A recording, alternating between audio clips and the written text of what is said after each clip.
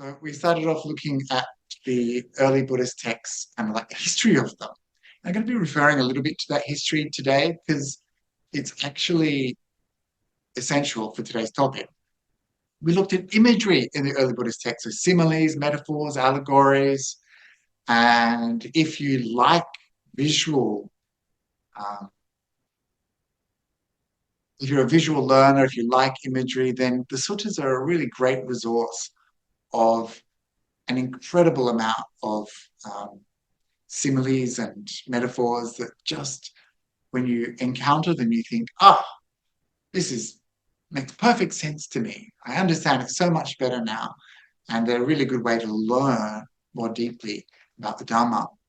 Last week, we looked at the people of the early Buddhist texts. We focused on women, especially, and also some mass murderers.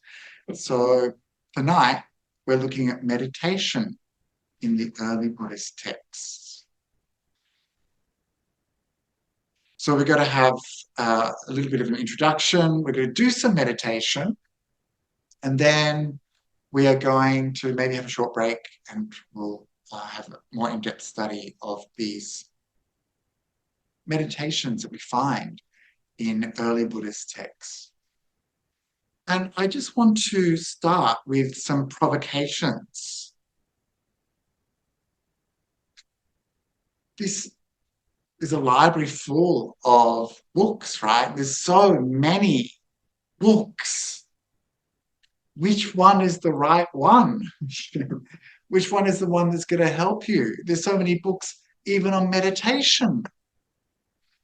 And they're all saying different things. One of the things when I started this course was to give you some sort of grounding in the original teachings of the Buddha so that you can then compare with the kinds of teachings that maybe you're receiving today through the internet by arahants who are streaming their enlightenment experiences for your benefit.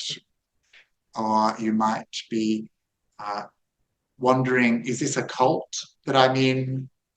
Or you might be thinking, is this actually a technique taught by the Buddha? I mean, how would you know unless you actually go back to the source and start to investigate for yourself?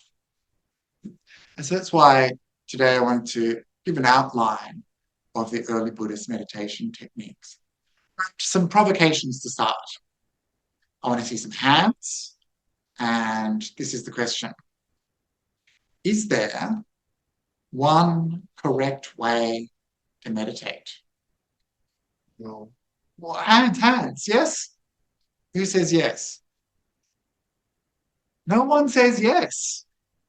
What about all those teachers who say this is the one true correct way? This is the only way. This is the right path. This is the original teaching from the Buddha. No? Yeah. One that works for you. One that works for you is the correct one. Okay? Second question, is there a wrong way to meditate? So if there's no right way, is there a wrong way? Who says yes? Well, now you're all falling towards the right way, yeah? So this is the thing, right? I've done this so many times and it's the same response. People can suddenly become aware. Yeah, like sure, people can do what they want, but they're doing it wrong. Yeah, sure, you can teach that method, but it's wrong. How do you know what's right?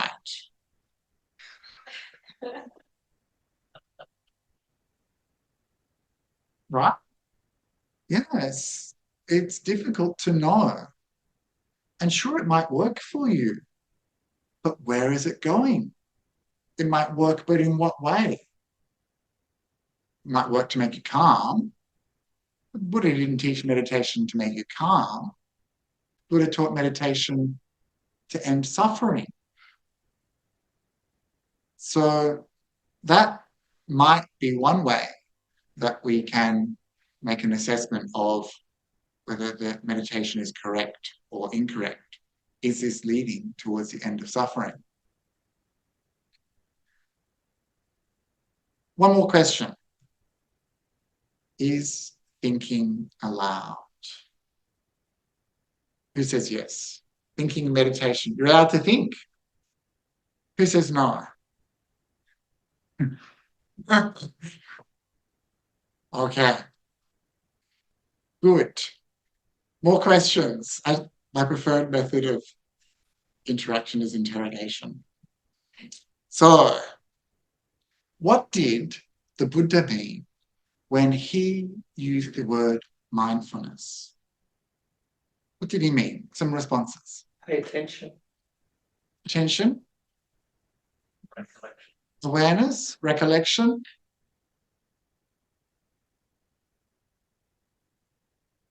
Yeah. He meant equanimity. Anyone else? Being here. Being here. So I phrase this very carefully. What did the Buddha mean by the word mindfulness? Well, the Buddha didn't speak English. The Buddha didn't use the word mindfulness. Mindfulness is the translation that we use for the word sati. Mindfulness is quite different to the meaning of the word sati. The way we understand mindfulness is increasingly different from the meaning of the word sati. And even this word sati has some aspect to it which is about memory, about recollection, about awareness, and mindfulness is the word that we've given to kind of like these aspects of this practice, but it's become something much more, right? It's become something, mindfulness, trademark mindfulness, mindfulness, they call it now. There's corporate mindfulness pods where you go in at work and you kind of just have a breakdown and then go back out cured or something.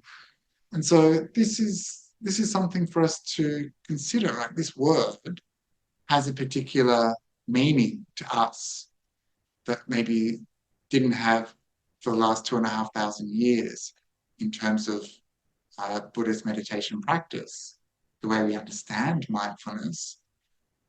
This idea that we have of mindfulness might be radically different to what the Buddha used, right? Who knows? 2,500 years is a long time. Okay. What did the Buddha mean by the word meditation?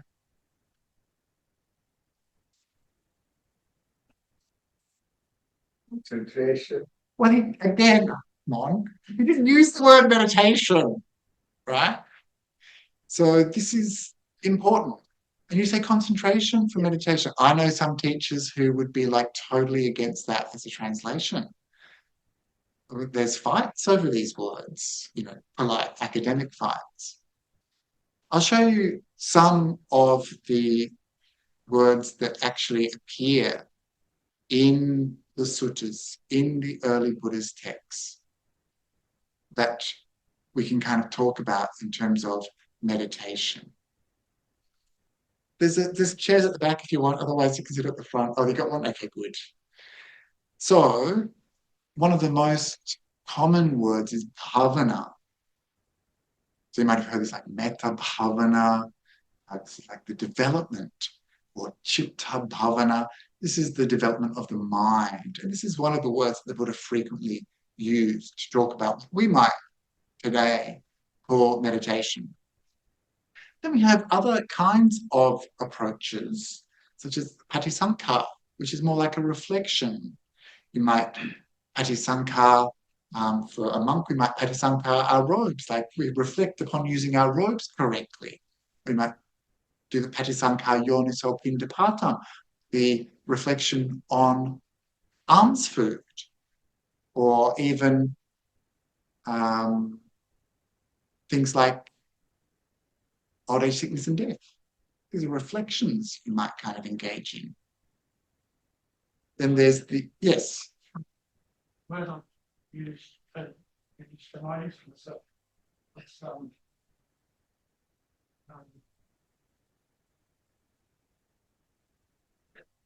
It's it's connected to other concepts like compassion and wisdom, and it's, I keep getting confused.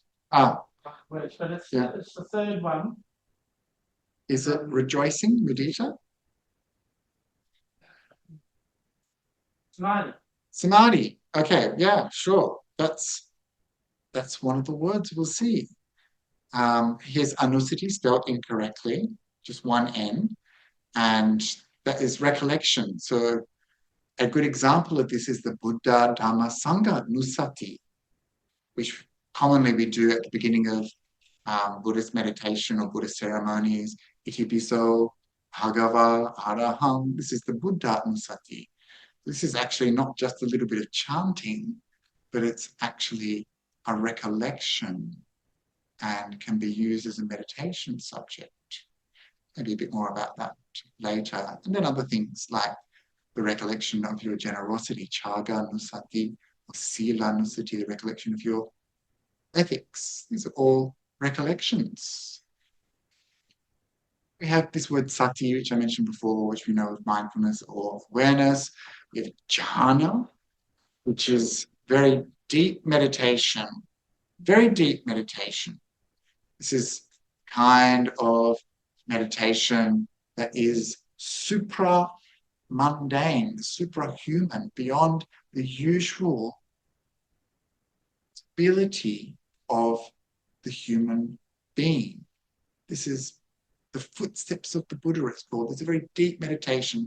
Don't let people tell you that these are the sorts of things you can just do on a Friday afternoon after work before watching some Netflix, or on your way to the bus stop, or on the bus. No, these are like extremely profound states, and there's been a tendency recently to kind of devalue them and to make them meaningless. You know, I'm just going to go do jhana before work. These are really deep, very rare states. Samadhi. Samadhi has a couple of different meanings. It could mean meditation, just as meditation, or Samma Samadhi. Samma Samadhi, right samadhi, is the eighth factor of the Noble Eightfold Path. And then it always refers to jhana. We're also, some of you might know this word samatha, sometimes contrasted with vipassana. So samatha is serenity, calm, abiding, tranquility meditation, sometimes it's called. And sometimes people like to separate that somehow from what they call the vipassana meditations, which is things like insight into the nature of the rising and falling of phenomena, especially seen through the three root defilements, the three root problems of anicca, anatta, and dukkha. So the characteristics, three root characteristics. And so sometimes today, especially Vipassana is known as going because Vipassana, almost like franchise, Hesse method, there's all kind of Vipassana. And the word we use in English is often insight. So some of you might know the Bare Insight Meditation Center or the Sydney Insight Meditators. These are all people who practice this system of Vipassana in one form or another. If I wanted to get bogged down now, I'd talk about the absurdity of separating these two things. Samatha and Vipassana always go together. They cannot be separated. Sure, there's different approaches, but both are needed. And this separation, especially from people who do Vipassana meditation of different sorts, there's a reason why this has happened. And I hope we can get to that a bit later when I give a damning critique of the modern meditation movements. But first, Hamatana, which is the meditation subject. Hamatana. This is like your work. That's what this means, like your work. What kind of work are you doing in your meditation? So there are many, many different kinds of meditation subjects. Does anyone know a subject for meditation? Breath, very good. Another one. Loving kindness. The Buddha-nusati. Body. The body, which bit? Inside, outside. Vedana, sensations, feeling. Yeah. Anyone else? Dead bodies. Dead bodies. Yeah, there's heaps. And later on, this commentator, Venerable Acharya Buddhaghosa, he listed 40 different types of kamatanha. So we have, remember at the beginning, there was that blue disc. So that was meditation subject. Did you know that that was the kind of meditation taught by the Buddha? To look at a blue circle and get image in your brain, and then a reflective image comes up. We'll talk about this later. Do this with different colors, different elements. This is found in the suttas. There's the repulsive contemplation of the corpse.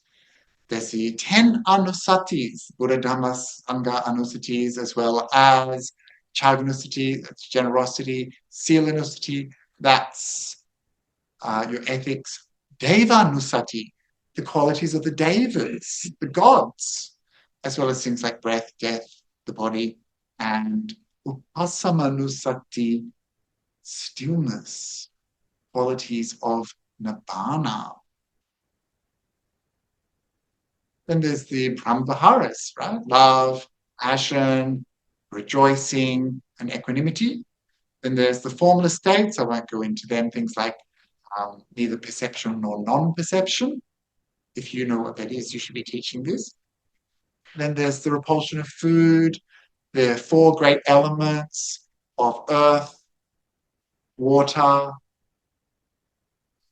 heat, and air. So these are just some, and actually they're not the full gamut of meditations that we find in the early Buddhist texts. There's many more, actually. Here, the jhanas are not listed, the 4 jhanas, the form jhanas. So, okay, stop that. So there's a lot to choose from. And one of the problems for us is that we actually don't know much about kinds of meditation that the Buddha taught in detail. We don't have like a lot of instructions. I was just thinking today, what's a good example? Like, knead the bread, knead the dough. So first of all, you have to know these 3 words, right? What does knead mean? You know, if you receive this instruction thousands of years later, you need to know what knead means. And then you need to know what dough is, right? Imagine the many, many basic things that we do today that we don't have instructions for. Brush your teeth. You know, there'll be instructions somewhere, but in 2,000 years, maybe there won't be. Or, I don't know, I'm not really on the ball tonight with my examples. But point being, things that we take for granted today and don't bother kind of recording and writing down might be a mystery later on. And in the absence of knowing, ideas, theories, views will start to emerge on what they actually mean. This has certainly happened with our meditation subjects. The Buddha didn't really give detailed instructions. Take, for example, something like walking meditation, chakma practice. Buddha just simply says, pacing back and forth. And then over time, this becomes kind of instructions that sometimes I see, like people lifting, moving, dropping, placing. And you have to imagine the elements as you raise and move. This is the touching is the earth element, the lifting is the wind element. You know, things get a bit complicated, right? This is proliferation, papancha. Over time, things just get out of hand. And people keep on adding more and more ideas, more and more theories. And then you end up with some wacky stuff. Then you see people walking like so slowly, and they're really attached to this idea that this is walking meditation. And then when you see the Buddha's instruction, pacing back and forth, and think, what happened in between? And it's like that for many of our practices. So I'll talk about that in a little while. Do you want to do some meditation? What would you like to do? We just had that long list. Huh? Which one? A wrong meditation. Loving kindness. Okay, so now you all know the instructions for loving kindness meditation, right?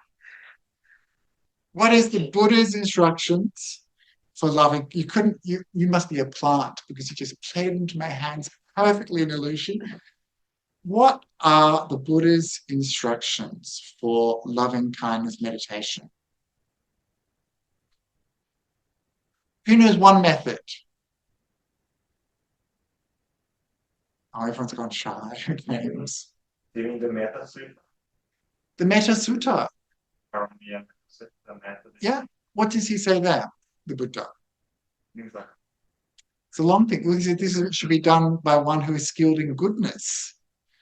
You should be able and upright, straightforward and gentle in speech. Is that instructions for metta meditation, though? Yeah, putting it in all directions. Starting with yourself, and then who's next? Someone you care about? Someone you actually care about. Who's next after that? Mutual person. And then the last one? Your enemy. So who understands this to be the Buddha's instructions on metta meditation? Yes? No! This is not the Buddha's instructions on meditation for metta. No! Where did it come from? Visuddhimagga, and I think actually before that, the Patisambhimagga. This is the earlier commentary attributed to Buddha Ghosha, to Sariputta. And then later on, from the Visuddhimagga, we get this technique of using the 4 kinds of people. It's not a bad technique. I love it.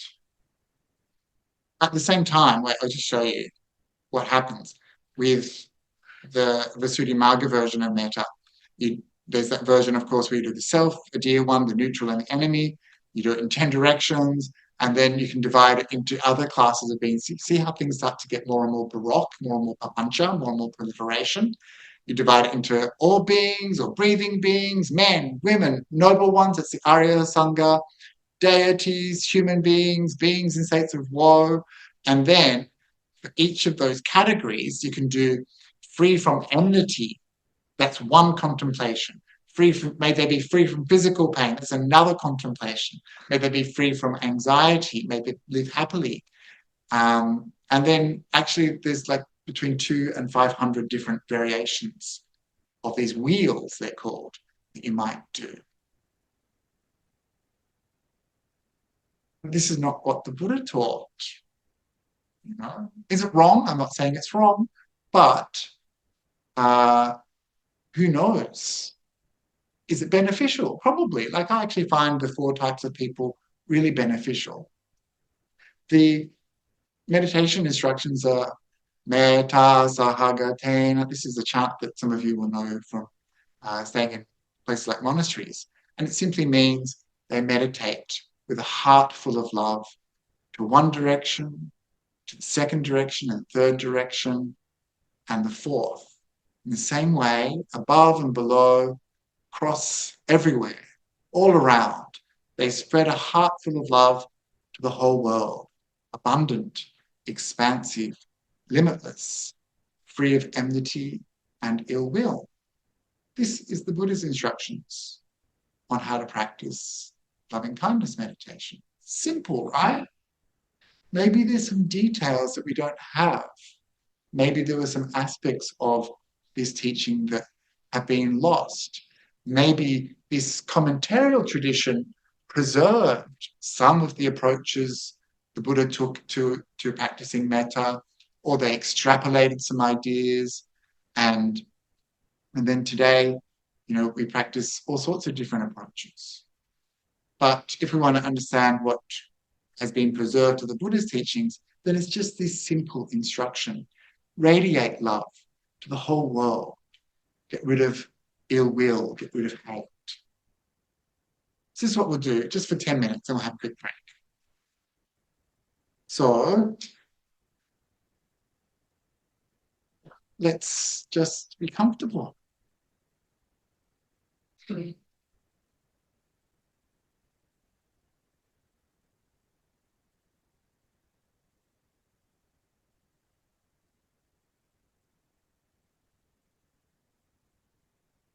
Allow yourself to just settle in, to arrive.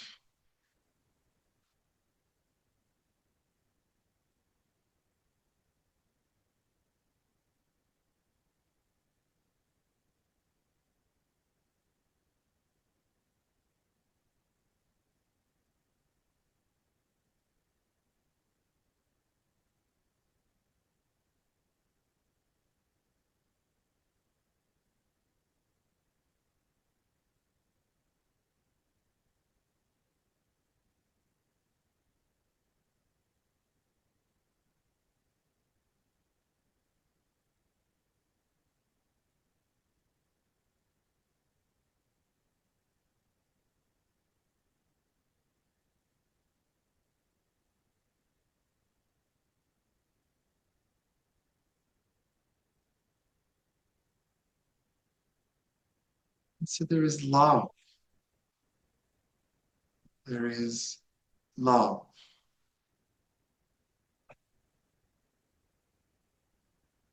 Inside of you.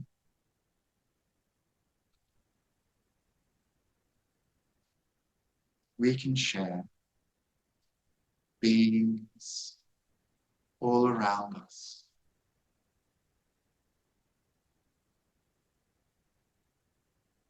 Mind of friendliness,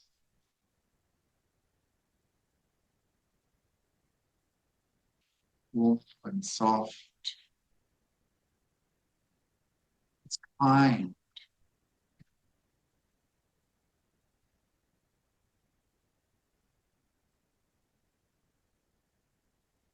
Like hug. It's there inside of you.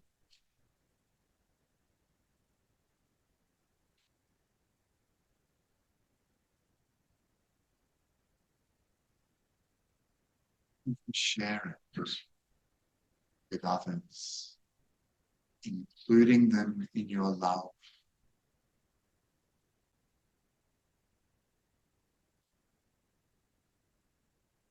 Gently radiate this love outwards, filling the first quarter, like on a clock from 12 to 3 in front of you.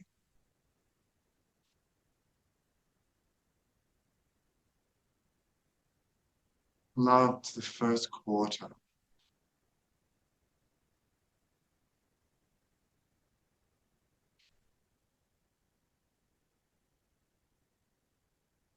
In the second quarter, like from 3 to 9, 3 to 6.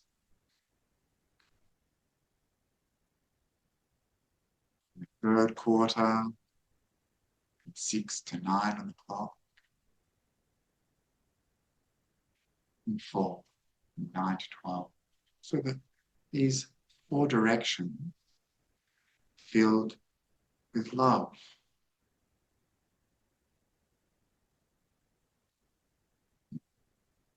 As well as upward direction, in the direction below us.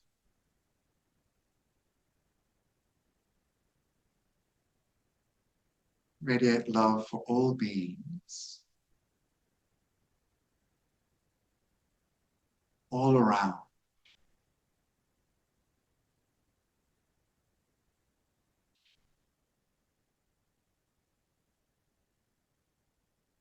Spread a heart full of love to the whole world.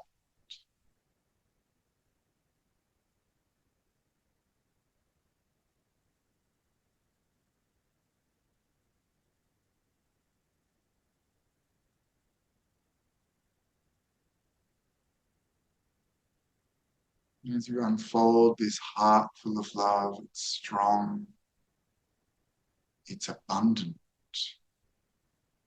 expansive. It's without limits.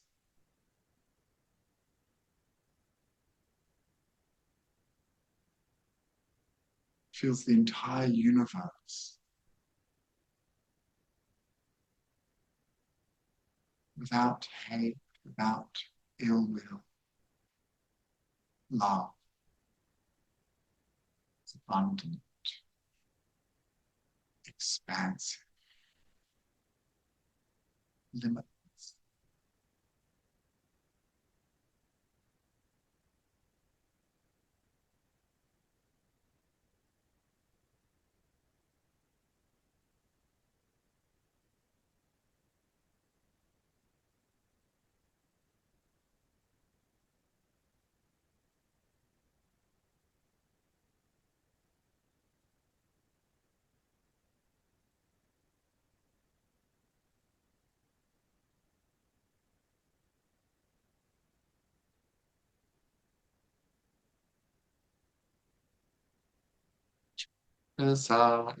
Tang disang bharitava viharati tata dutiyang tata tatiyang tata chatutang iti udhamado tiriyang sabadi saba tataya saba wantang lokang meta sahagatena cetasa vipulhena mahagatena apamanena averena akya ajena bhagava viharati ti.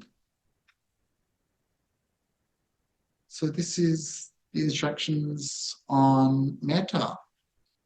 And we can only imagine a time when those words that I just chanted made sense to the people who heard them, and they understood clearly the meaning of those words. Without the need for a translator, they understood.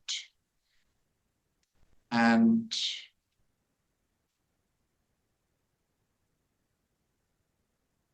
these words that come to us through this time of 2,500 years, even just a little, like we practiced, even just a few words could be really powerful. Really powerful. So for me as a teacher, when I teach metta, I do all sorts of things to try to encourage people to bring up the feeling of metta. We use words like, may I be happy? Sometimes I encourage them to visualize something like a glowing light at the center of their chest. We send light out into space. Sometimes when I'm working with queer communities, we do rainbows. And all of these things are just skillful means to develop that feeling of love in the heart so that it can be soaked through the body and radiated to the world. And so is that wrong?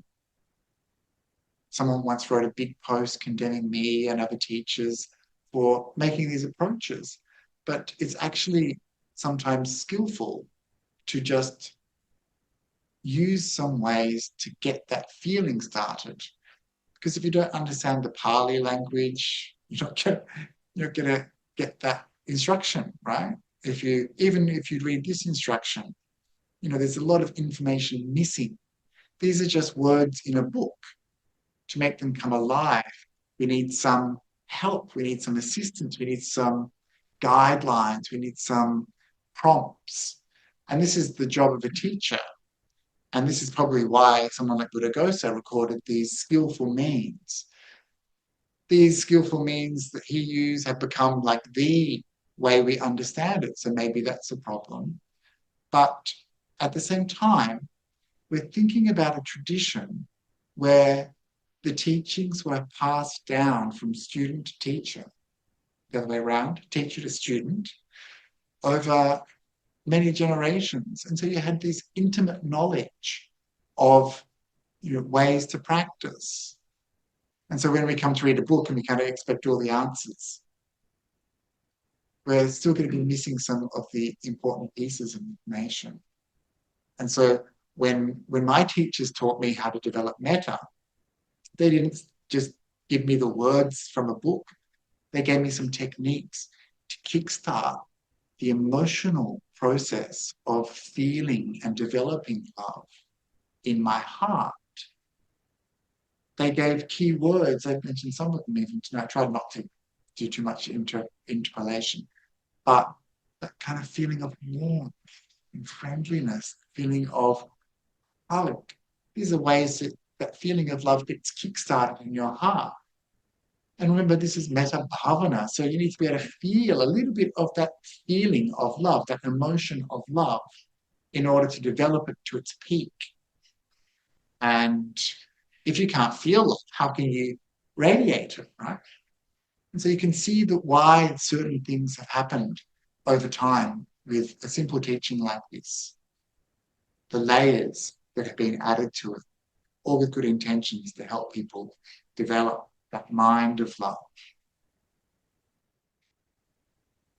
So I just want to come back to this idea that we don't really know what we're doing.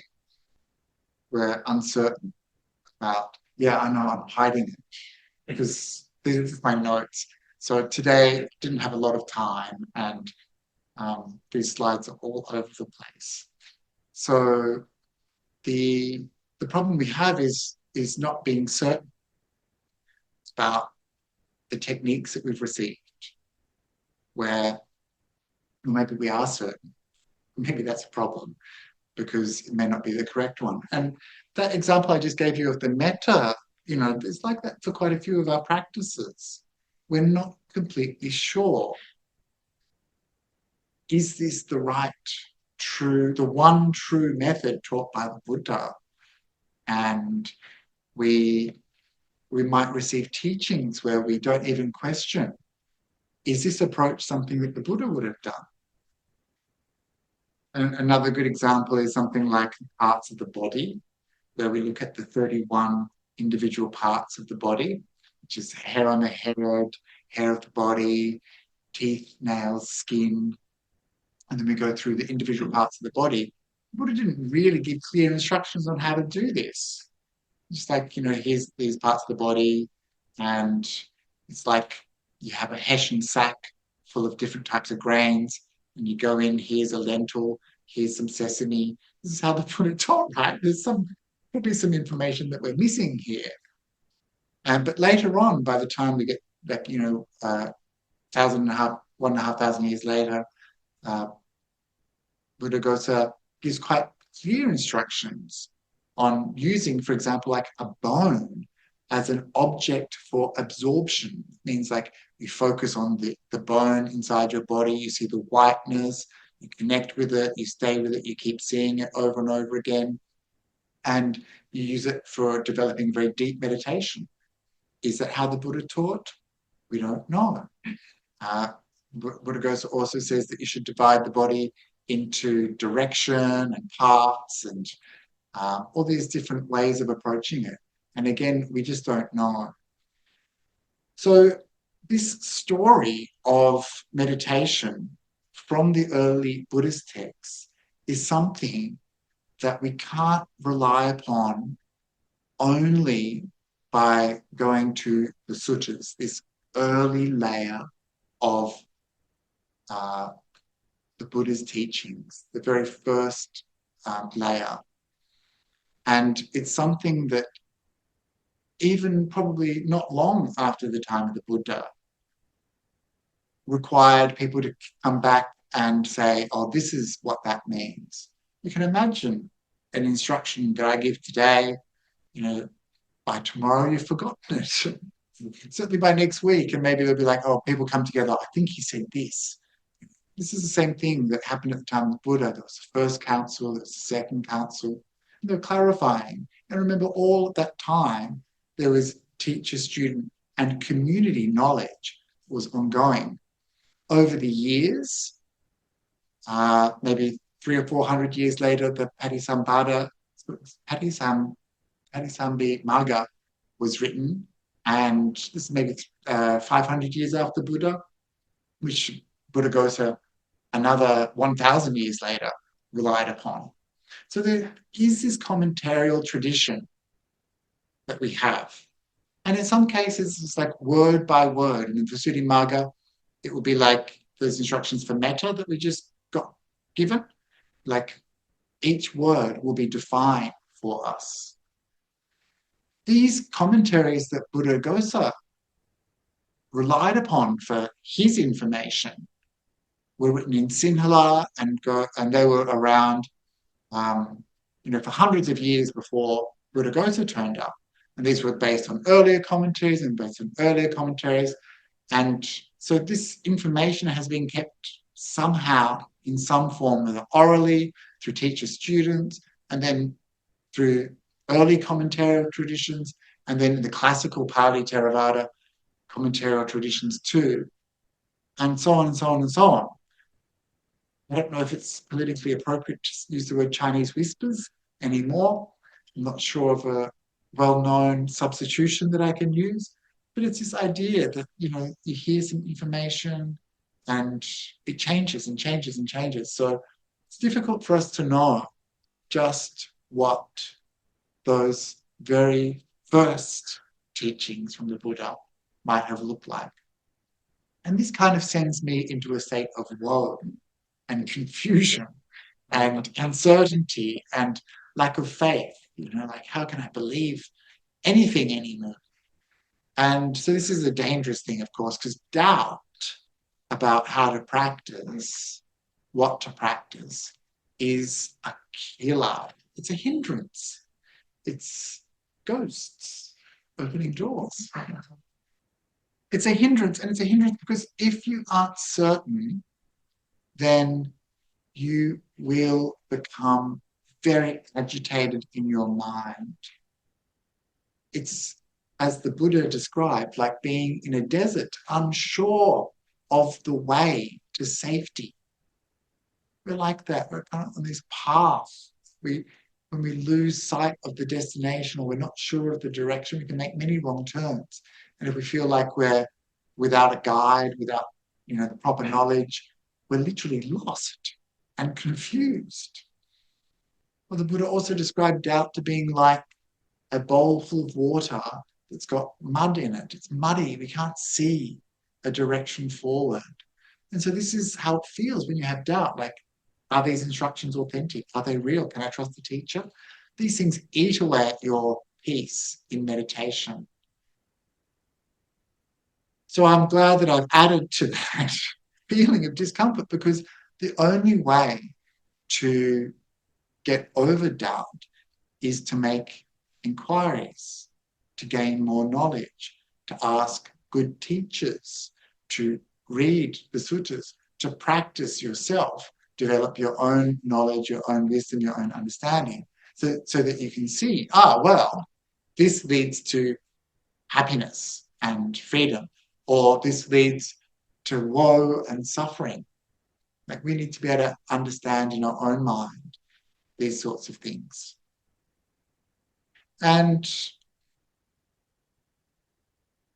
this is important because there are so many methods of meditation out there now, right?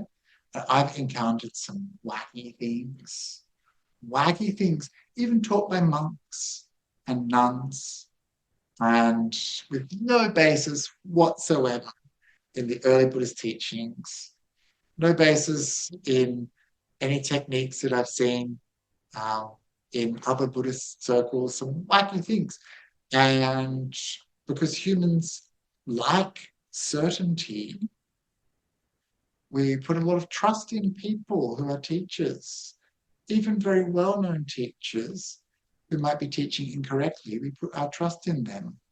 And when someone challenges us or says, do you reckon that's real? What happens? Because we like certainty, because we're afraid of doubt, because we fear uncertainty, we become very attached to our view, our meditation, my meditation technique. We become defensive. We start to attack other incorrect methods of meditation. This is the one true way. We're all a little bit like that in our head. This is my meditation. And so this is the danger.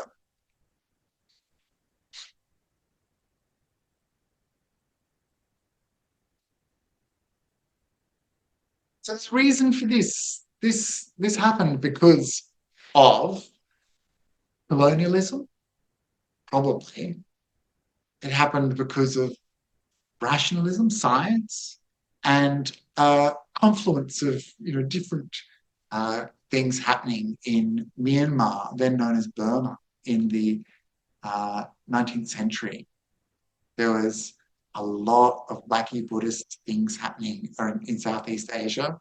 There have been several modernization attempts in Thailand, for example, where various kings of Thailand set in process a reform movement where things like magic, superstition, strange approaches to meditation and other things were reined in and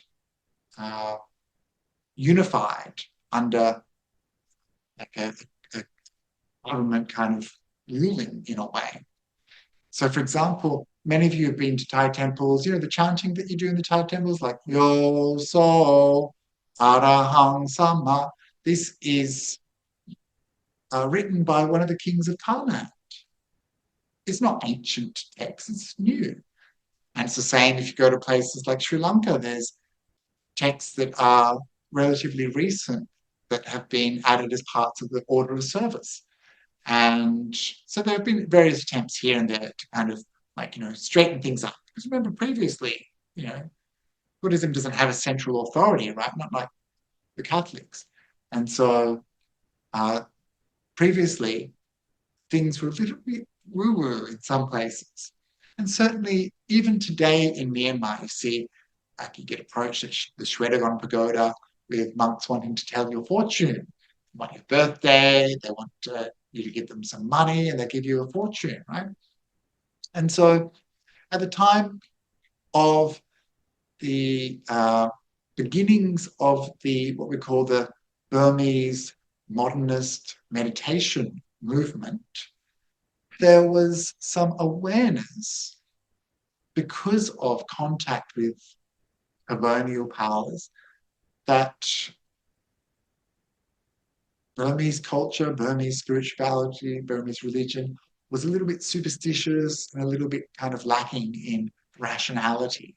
And so there's some attempts made to systematize Burmese meditation methods in particular to make them scientific, rational, so that they could stand up to the criticism of colonial powers, colonial people who kind of attacking them as being misguided or whatever.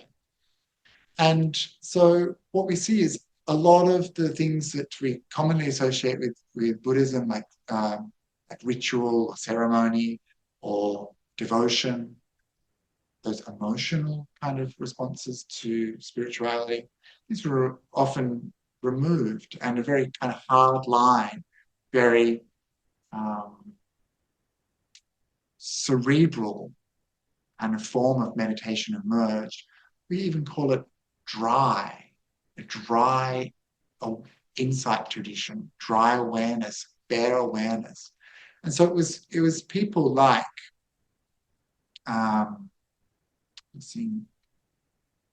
people like Ledi Sayadaw,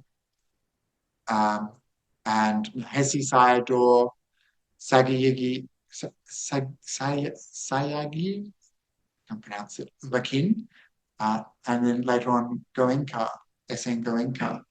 And then, of course, people like Jack Cornfield, Sharon Salzberg, and that whole kind of American insight tradition. So these earlier masters kind of systematized and created things like the 10-day meditation retreats, which didn't exist before. The Buddha didn't say, here's a retreat for 10 days. This wasn't something that was around in the early days of Buddhism. The idea that in 10 days you needed to do a method and needed a technique, and that this was the way not only for you, but for everyone. And that you just do it in exactly the same way and everyone will get the same results. And this is what we mean by this kind of like modern meditation method that came out of Burma and essentially got transferred to places nearby like Thailand, and then also transferred to places like the United States. And of course, America having such a large voice, despite being, not really a Buddhist culture, Buddhist country, the megaphone that American Buddhists had was gigantic. And before you know it, all around the world, everyone is practicing insight meditation, vipassana. And even when I was in Thailand recently, when they used the word meditation, they didn't use the word meditation, they used the word vipassana. Go do vipassana. Go do vipassana. Vipassana your mind, my teacher would say. Vipassana, vipassana. Vipassana make you better. Vipassana make you purify you. And so for many people, like that list that I showed you earlier tonight, these words can become a little bit meaningless. We have vipassana your mind. Go do vipassana. This is not how the Buddha taught meditation. And the idea, like in the end, I wasn't even sure what vipassana meant. Like I had an idea of a dictionary definition, but I had no idea the way it was being used. And in the same way, what's happened especially in Western culture, but also in places in Asia, is we end up with this kind of idea that this is the one true only way of meditating. This is the technique taught by the Buddha. Some of these meditation teachers' techniques actually say that this is the true, authentic, only method of meditation as handed down from the Buddha himself. And why is this a problem? Well, I think it's a problem because it ignores so many of the other types of meditation practice that we find in places like the suttas. And it gives people an impression of the kind of meditation that they believe is true, singular. And this is often very, as I said, very dry. It's called dry because it's not wet with the bliss of jhana. So jhanas, these deep meditation states, are kind of rejected, ignored. And further, pleasurable meditation states, things like joy, rapture, bliss, that's pamodja, piti, sukha. These things are rejected also, and you're told, don't enjoy, just observe, just observe. And again, the Buddha didn't say, just observe. He said, develop mindfulness, but not for the sake of mindfulness alone, but for the sake of gathering information so that then you can respond accordingly. And there's many examples, already running out of time. What time are we supposed to finish? 8:30. Impossible. There's many examples in the suttas of the Buddha teaching meditation in a way that is completely different to the way, for example, these modern insight meditation, Vipassana movements teach meditation. And for me, that's a bit of a problem. Because if you go back to the suttas and you read carefully the words of the Buddha of how to work in meditation, there's information that he gives, and I'll share it with you. And then you go to a modern meditation course and meditation teachers, and they're like, don't think, don't do anything, just observe. And so many of you have 15 minutes tops a week for your meditation, right? Like most of you, like if you're lucky, 15 minutes, right? Maybe that meditation we did before is the only meditation you do all week.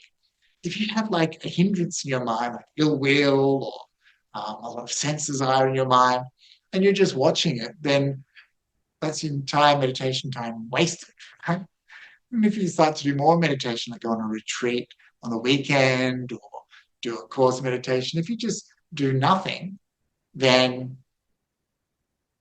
if you just watch, then your mind is just going to keep on doing what it's always done and will be led by our defilements. The Buddha didn't teach like this. It's like, get rid of your defilements. Give them up. And gave many methods to do that. And so I just want to kind of flag that, there is sometimes a very big difference between what we find in the suttas and what we find being taught by contemporary teachers, and this is something to be aware of. I'd encourage you all to kind of go back to the suttas and look at how the Buddha talks about meditation so that you can see. And one of the most important features of the Buddha's path of meditation is pleasure. Meditation is pleasurable. For some people who have been trained in Vipassana or insight traditions, they're very afraid of pleasure. And the Buddha didn't teach you to be afraid of pleasure. He taught you to develop increasingly pleasurable states of meditation. In one sutta, the Bahuvadanya Sutta, the Buddha talks about the many different types of feeling. And he says, yes, I talk about, pleasant feelings. If someone had only experienced, pleasures of the senses, then for them, that would be, the highest pleasure that they've experienced. But I know a pleasure more pleasurable, more refined. And then he starts talking about the jhanas. And then he says, but there's a pleasure even more pleasurable, even more refined. He starts talking about various stages of jhana practice, going through the rupa jhanas. And then the highest pleasure, of course, is the pleasure of nibbana, the extinguishment. And if you think about it, coming back to that approach I said was a good way to judge whether meditation is working. Are you coming out of suffering and are you experiencing happiness, freedom? This is the mark. This is the way that we can make a judgment about meditation. And so if you're experiencing some pleasure in your meditation, you've let go of quite a lot of suffering. This is the point of the path. If suffering is increasing in your meditation practice, then this is a problem. So many people have this idea that we shouldn't experience any joy, any happiness in our meditation. And again, I just want to re-emphasize that is not how the Buddha taught. And that we have many, many sutras, and I'll just share a little bit with you, where the Buddha encourages you to develop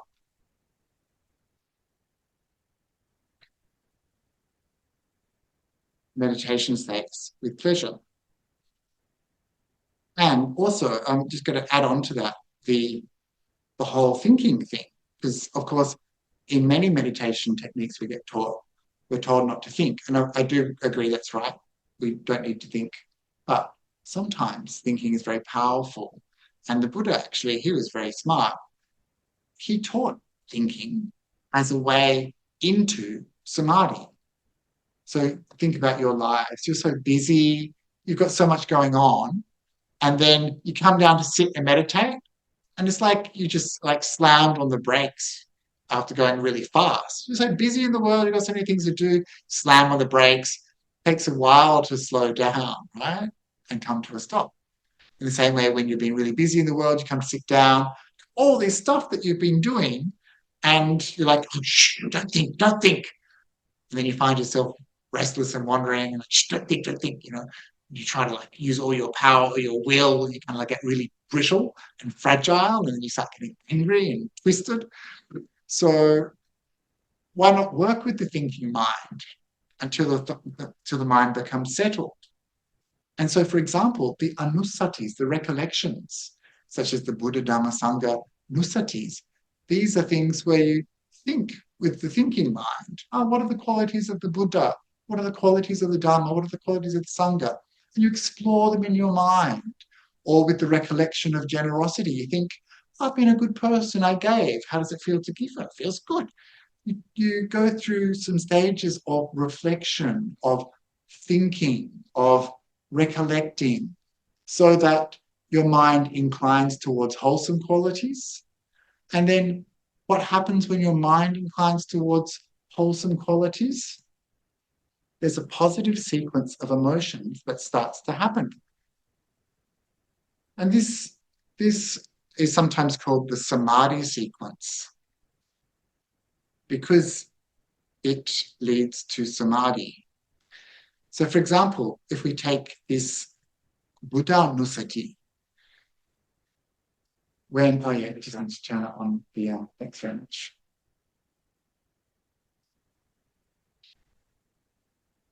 So when a noble disciple recollects the realized one through Buddha Nusati, this recollection, a little bit thinking about Buddha's various qualities, such as he's a good teacher, that he teaches gods and humans, that he's a perfectly enlightened being. These things inspire the mind. And at that time, their mind is not full of greed, hate, and delusion. At that time, their mind is unswerving, based on the Buddha.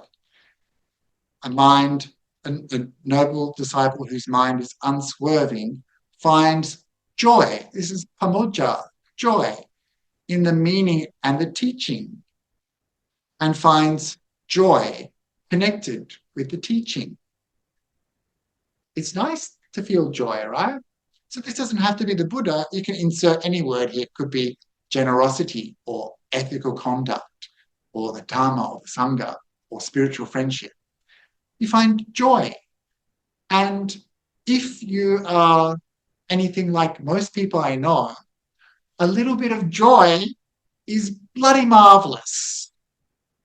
To have a little bit of joy in your heart is transforming your mind. Already, you're starting to leave behind unwholesome mind states, boring, lethargic, dull mind states, depressed mind states. You've got joy and you can feel it, and it is beautiful. It's beautiful. This is just the very first level. A little bit of joy. Gladness is another word that's often used. So nice. Based on something really wholesome. And it's thinking that got you that joy. Reflecting got you that joy. It's a shortcut to happiness. And then when they're joyful, rapture springs up. This is piti. So piti always comes with sukha, piti sukha. This word's kind of like rapture and happiness. These things come together. And when rapture springs up, the body becomes tranquil. This is kaya passaddhi. This is when the mind, because it's being internally fed by these beautiful ideas and positive emotional responses, the body starts to chillax, and the senses which keep us in touch with this physical world, are becoming less important to us. Whatever, I've got joy in my heart. I've got piety, rapture. This is what lose the mind to the meditation subject. You're like, it's like you're driving down the road. You're like, you know where you're going, you're onto it, you can feel this positive sequence of emotions starting to happen in the body and the mind. The body kind of relaxes, and then once the higher passaddhi occurs, you get the sukha, the bliss coming up. And then, because you're so happy, because you're so blissful, the mind gets drawn deeper and deeper into stillness. And that stillness is samadhi. Very deep stillness is called jhana. And so this is that positive sequence of emotions.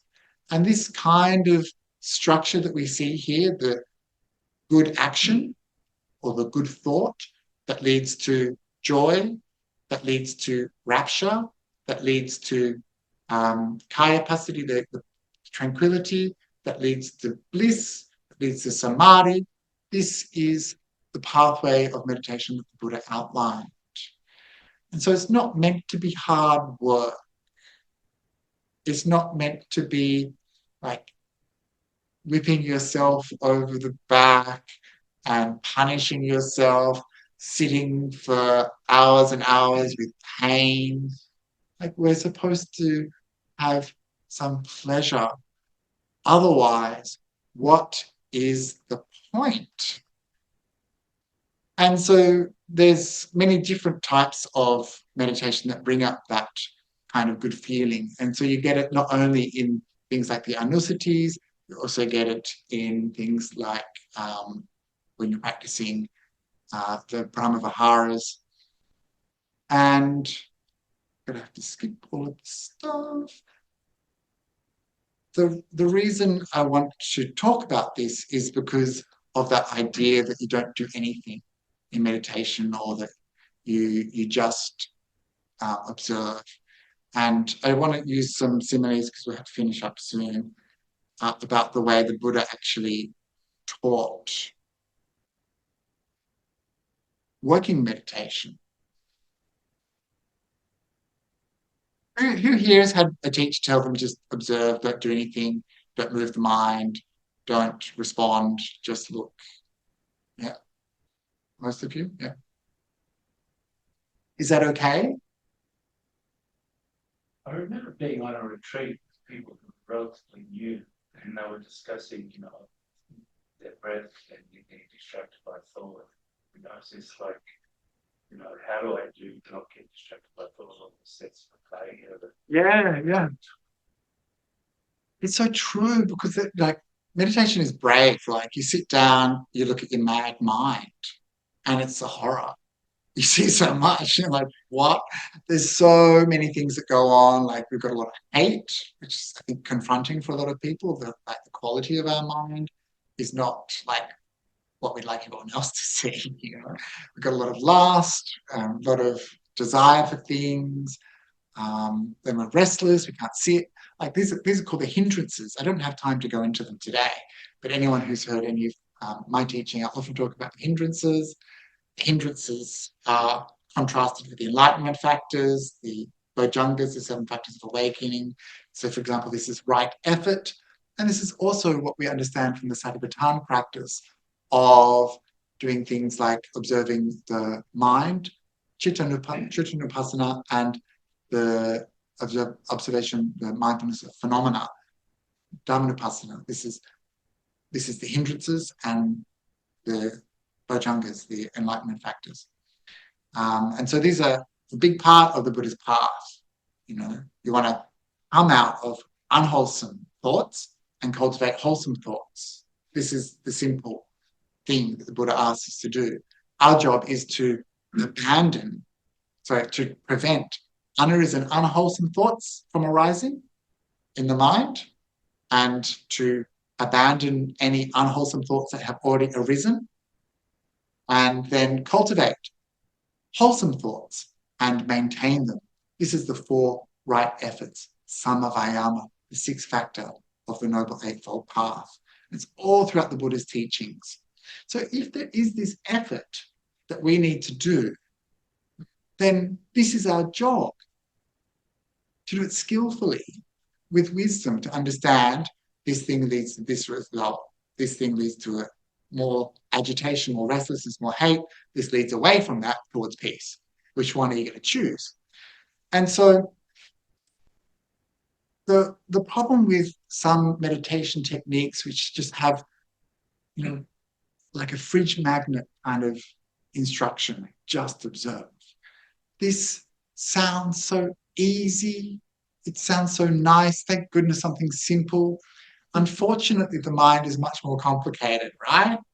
You are much more complicated. And how many things in your life can you do with just one instruction? Like drive the car from here to here. You can't just do it with one instruction. You get some stage, you're going to have to turn left. At some stage, you might have to stop for a light. You might need to slow down. You might need to speed up. You might need to miss the child, So there is a process involved in meditation. It's not the same at the beginning as it is at the end or in the middle. There is a process at play. You need to know what to do at various stages of that process. You need to know how to respond to the information that mindfulness is telling you is appearing in the mind. This is the whole point of meditation. So many people waste so many hours of their life not understanding how to respond to the things that happen in their mind. If you want to supercharge your practice, get to know the way the Buddha taught meditation. Because he's like, if this thing is there, do that. If this thing comes up, get rid of it. Cultivate this thing. If that's there, make much of it, develop it, go for it. Right? So he taught like this, didn't say just do one thing. And one of the methods that I frequently teach is this simile of the goldsmith, which is the Buddha, of course, is the Buddha's teaching, not mine. And he says, imagine that there's a goldsmith. Of course, the goldsmith wants to make gold, right? Gold is, in the sutras, it's very much associated with the mind, especially it's associated with the superpowers, the psychic powers, clairvoyance, and things like that. Just drop it back down a few levels. So goldsmithing is a process, right? You can't just do one thing and get gold. You're going to need to do a couple of different things, right? Makes sense. The mind is often compared to like gold. It's got lots of impurities in it, right? So there's some sutras, the previous one to this actually talks about that process of getting rid of the large aggregates of dirt and rock that are mixed with the gold, and then getting rid of the middling size aggregates, and then getting rid of these small defilements. Those first big defilements are things like, bad actions of body, speech, and mind. And then it's the hindrances. And then later it's very small, subtle defilements like conceit, attachment to your country, and things like that. And so it's a process, right? You have to go through a process of purification. And the same with gold. Gold needs to go through this process.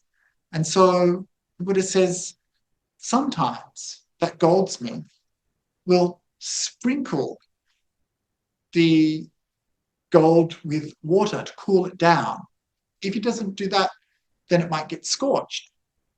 At other times, he'll use the bellows to give more oxygen to the fire to heat it up. If it doesn't get heated up, it won't melt.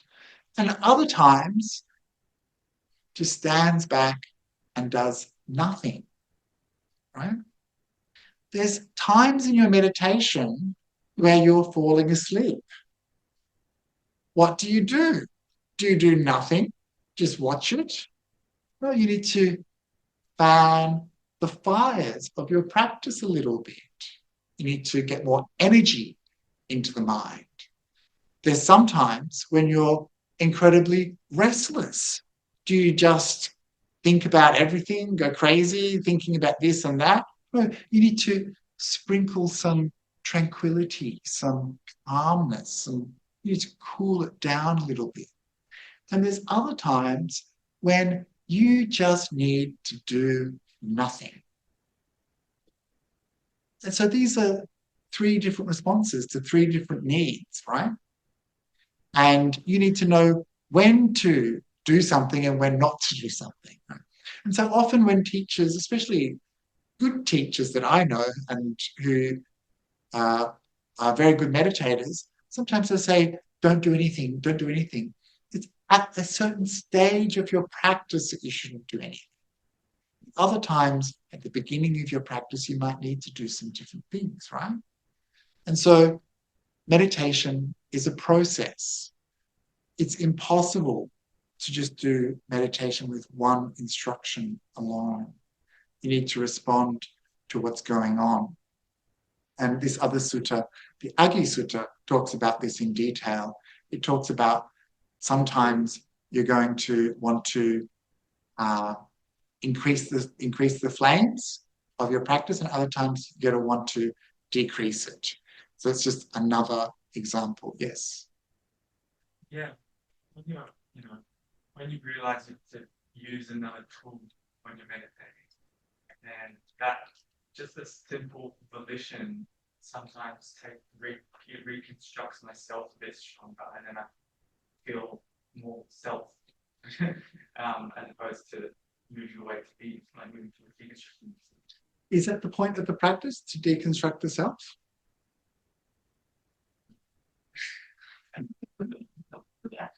Where it depends on what you're doing, right? So if you're doing a kind of practice where you're investigating the self, then you're already doing something. Like if, for example, you're scanning the body, the mind's actually quite busy doing a body scan. And you're like, I'm moving my mind through my body, right? And we start to understand, oh, it's actually just, this arising and passing away. We see it through a particular lens. It's the same thing with the mind. But the Buddha didn't say, don't do anything. The Buddha said, respond. This is just how he taught. And the reason is because if you want to see that you don't exist, you need to get to jhana. So this is when the body completely disappears and the perception of self disappears with it. And the way you get to jhana is through positive emotional states. The jhana factors are things like rapture and bliss and an incredible happiness that pushes your mind out of this body. And then it's the mind perceiving the mind without any regard to the senses. So for most of us, our experience of the world is through this body, through this sense of me, mine, my. And to get to jhana, this body is gone.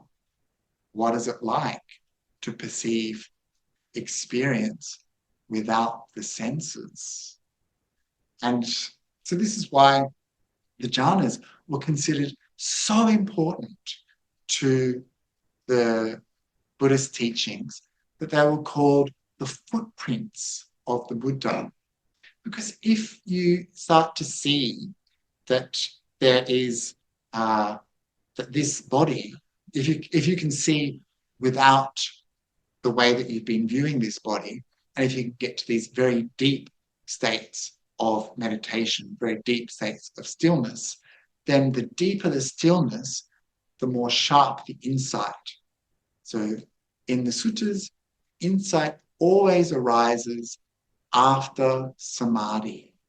So the more still the mind is, the sharper the insight.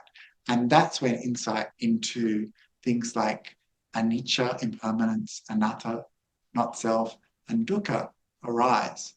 And that kind of insight is very, very powerful.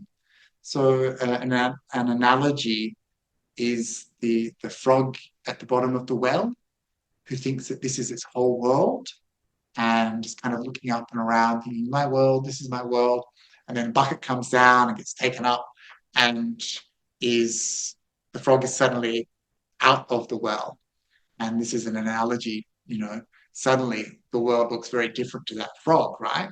In the same way, the experience of jhana, it's been described by people like Ajahn Brahm. He says positive trauma. You don't forget it, right? And so there's different ways that we can kind of access this understanding of not self.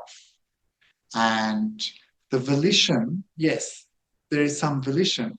But if you have a hindrance in your mind, such as ill will, sense desire, restlessness, you've already lost your your mindfulness, you've already lost your samadhi, and so you need to do something, because even if you're not conscious of it, there's a lot of I making going on already. Once that hindrance has been given permission to enter, you are in the grip of that hindrance. And it's only by being aware and responding appropriately that it's going to disappear. Otherwise, you're just going to spend the entire time in the grip of that hindrance. And I remember so many of my own meditation experiences. I remember my friend, who shall remain nameless, who I thought was an excellent meditator. She was always sitting upright. She was always very still. And I remember saying to her after one retreat, I was like, oh, you look so, because obviously I was having my eyes open looking around. I said, you look so beautiful. You're so still. You're so composed. And she's like, oh my gosh, I was thinking about sex the whole time. I was like, you know. And so, and this is, sometimes what happens in our mind too. We just let the hindrance take over. And, we think that if we're not kind of getting involved, that somehow it doesn't belong to us. You are responsible for the quality of your mind.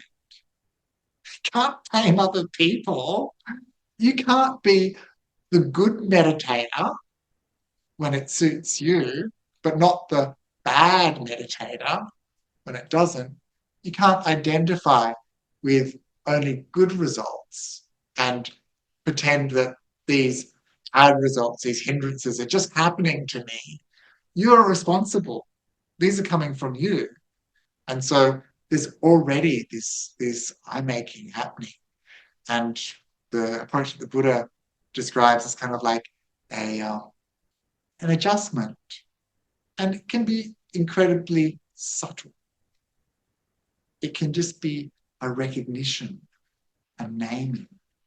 This is a hindrance, and it goes. It doesn't have to be, I'm doing this, I'm moving my mind. Just recognizing, this is a hindrance. The Buddha said this is a hindrance. And it can just go, when the mind is very strong and very still, see that hindrance over there sneaking up on you.